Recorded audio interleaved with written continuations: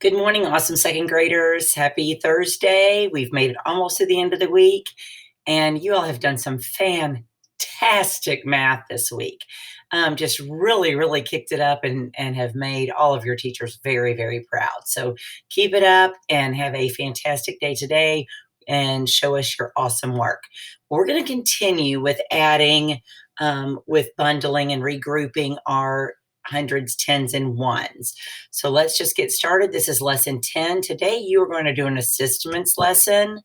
So you're going to be doing this online. But again, just like yesterday, if you can have your notebook there with you and actually do the problem in your notebook and then put your answer in online, I think you'll have a lot more success than if you just try to do it in your head and click on the answers.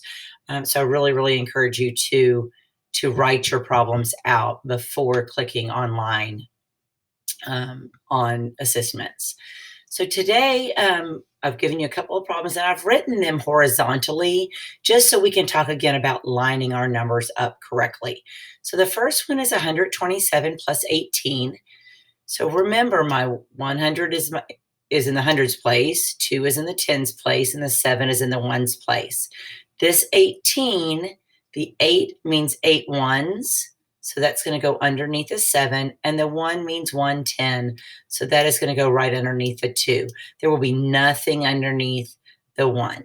Okay, 18 doesn't have any hundreds in it. So if I did this using my discs, 127 plus 18. I don't have any hundreds in my 18. Remember, it goes 110 and 8 ones.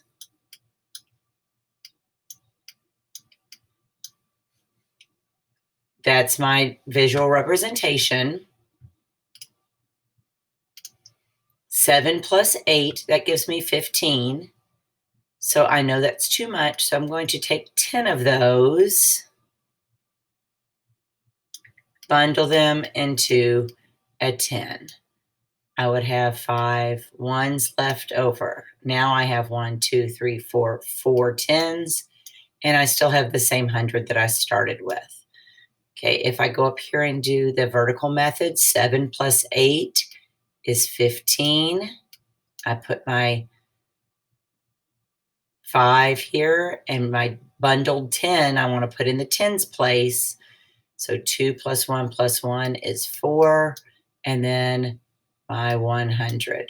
That makes it kind of look like that's on top. So just make sure that you're just looking at that problem. Awesome. Okay.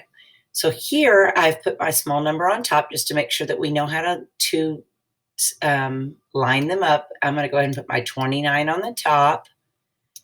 I do not put my 100 here. 2 in the 29 is not 200. That's 2 tens. So the 100 goes in the hundreds place, 4 tens, and 8 ones. Lining up numbers is probably one of the most important things you are learning right now in adding.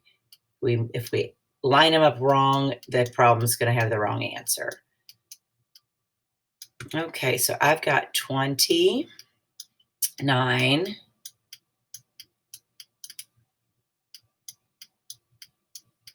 plus 148.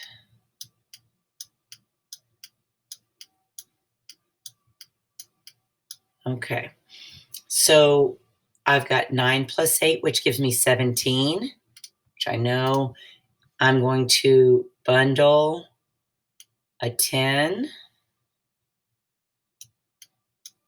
move it to my tens place, which leaves me 7 left over. 1, 2, 3, 4, 5, 6, 7.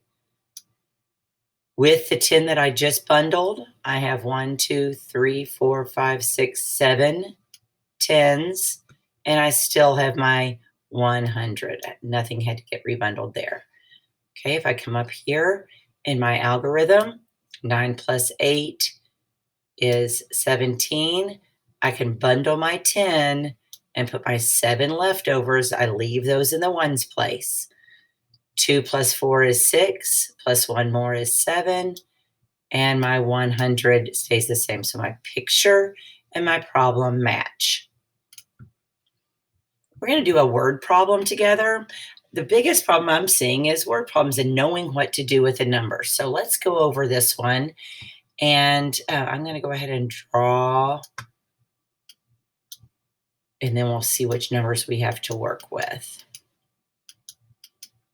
Okay, the problem says, on Saturday, Colleen earned 4 $10 bills and 18 $1 bills working on the farm. How much money did she earn? So we're trying to figure out how much she earned all together. So I don't have to draw bills. I'm going to draw my dots still. 4 10s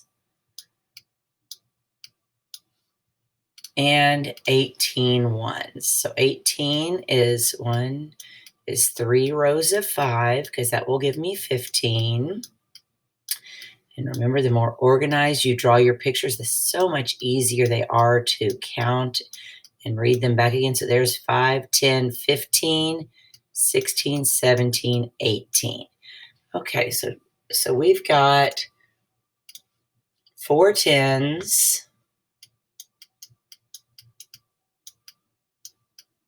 and 18 ones. Can I regroup anything? Can I bundle any of those ones to make a 10? Absolutely, I can.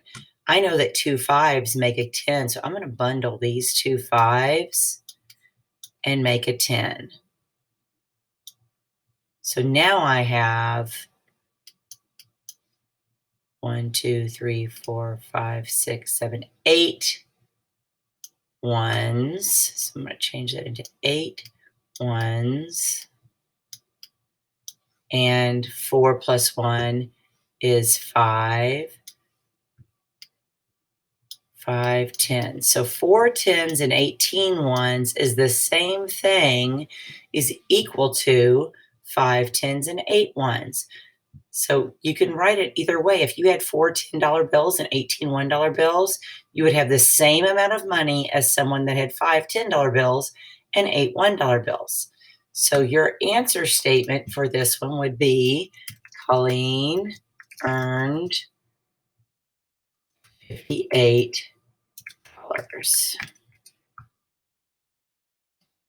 Okay, so make sure that you're taking your time today, even though it's assessments, even though it's online.